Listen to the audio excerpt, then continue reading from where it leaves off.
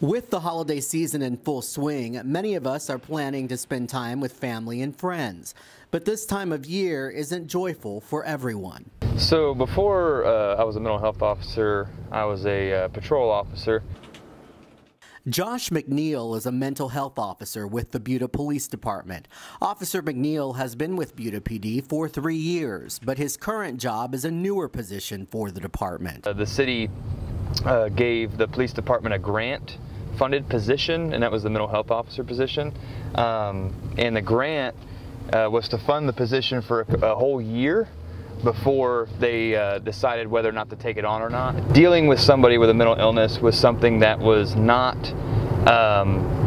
it was something we always trained on, but it hadn't been fine-combed through, and I feel like now that there is a mental health officer position, I can actually take more time with people and do more things and give them more resources that they probably didn't know that was out there, that they didn't think they had. He says the stigma that comes with mental illness can sometimes prevent people from seeking help. When I'm talking to a family, a person who is struggling from a mental illness and just doesn't feel like they're getting through to anybody, it's because of those stigmas. It's because they don't want to come out and say that, yes, I do have depression, or I think I have something, there's something wrong with me, because nobody wants to say there's something wrong with them, especially to somebody they don't trust. Their family members are calling you to see if they can help, if you can help them out through the dark time, which is usually them being suicidal.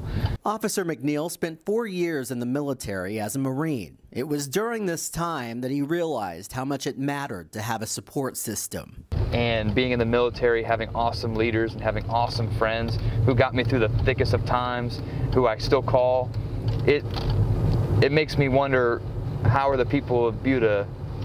Are they like me?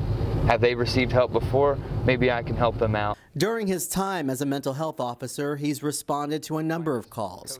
Depression seems to be one of the most common issues. I feel like in Buda, what I've seen is the holiday season does get more call volume for my type of job, for suicidal ideations, for people in crisis. We all have a shell around us, kind of like an eggshell. It's very brittle. And over time, over our life, it gets cracked and it gets hit and it starts cracking and cracking and cracking, and one day that shell's going to break. And the important thing to remember is that we all break. We all do that. We will break, and then in that moment, who are we going to reach out to and who are we going to call? Are we going to take our own lives, or are we actually going to break through that and get help?